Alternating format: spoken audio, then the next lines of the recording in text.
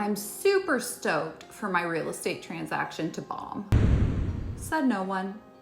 Absolutely ever. You do not want to fall victim to your real estate transaction becoming your worst nightmare. So stay tuned. I'm gonna cover a few things you should not do when selling your home and give you alternative suggestions so that it has less of a chance of going south on you. I'm Amanda Rivard, and with my 20 years of experience in this crazy world of real estate, I'm gonna tell you the 5 things I commonly see sellers do that can definitely lose you money or blow your deal completely.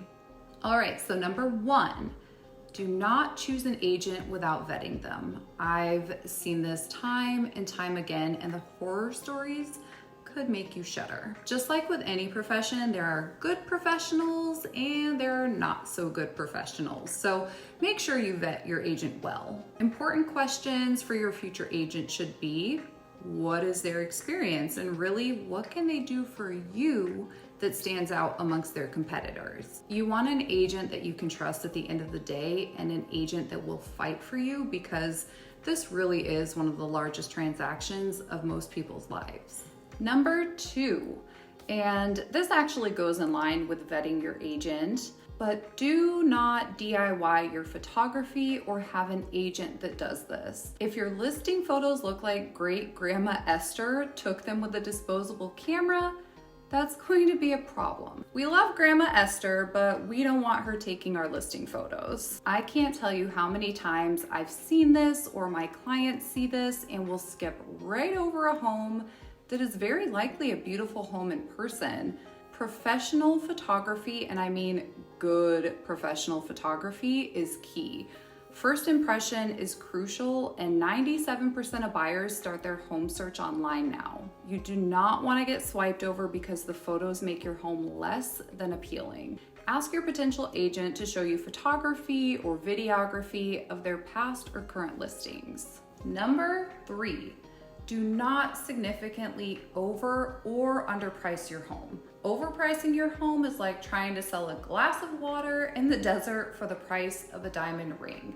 And underpricing is like selling that diamond ring at a lemonade stand. It's all about finding that just right Goldilocks price. Overpricing can slow down the sale of your home because overpriced homes tend to linger on the market for longer periods, reducing the chances of finding a buyer at market value. Overpricing also means you have a chance of chasing the market and eventually need to reduce it multiple times. That can make potential buyers a little bit skeptical and also can make you as a seller seem desperate. In turn, it's more likely you'll receive lowball offers, and this is actually what my investors look for when trying to find a steal on a house. If a house has been reduced many times, sellers out of anxiety tend to accept lower offers than they should. Most importantly, on an overpriced home, it can cause appraisal issues. So if the home is overpriced, and hey, you may even get it under contract, but it might not appraise for the loan amount, that's going to cause problems for the buyer's financing and also problems for you, and your home is now off the market. Underpricing, on the other hand, can mean a loss of value. So selling your home for significantly less than it's actually worth means you miss out on potential profits. Underpricing can actually attract the wrong buyers as well. It will attract people who are kind of looking for a steal and those that are not genuinely interested in your property. It's important to set a competitive and realistic price for your home based on your realtor's comparables and the current real estate market conditions. This will help you maximize your chances of a successful sale without leaving money on the table. Number 4, do not stay during the showings. Awkward. I know you know your home best and you probably have a lot of pride in it. Maybe you want to show potential buyers all of the features, but don't do this. It really does create an awkward moment and it can turn buyers off. I've had it happen before. Buyers want space and privacy when making one of the biggest decisions of their lives. They don't want to feel pressure from a seller, even if it's not that way, A buyer can feel like that. They may also be so focused on your talking during the tour that the home is no longer memorable for them in a good way. They want to picture themselves living there with their family, and they can't do that if you're still standing there trying to sell them on features that may not even be relevant to them. Their agent knows them best, so go grab yourself some lunch and let their agent do their job for you. Number 5, and this is a big one, don't be underprepared for the appraisal. This goes back to pricing your home correctly as well. Yay! Now you've got your home under contract for exactly what you wanted. Maybe you priced it a little bit higher than market value, but hey, you still got a buyer.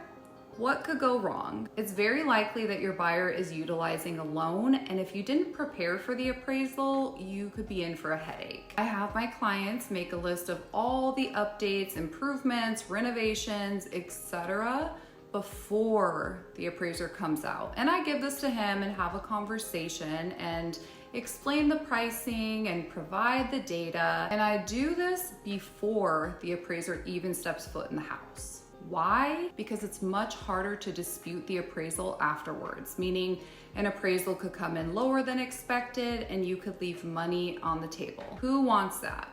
No one. And that, folks, is 5 things you should not do when selling your home. Of course, there are other things you should definitely steer clear of in order to make your transaction successful and net you the most money possible, which is what you want. If you found this information helpful and you want to be alerted to other videos that might be of help to you as well, I would be grateful if you liked or subscribed. If you have any questions at all, feel free to reach out to me, shoot me an email, or give me a call. I would be happy to chit chat with you. Take care.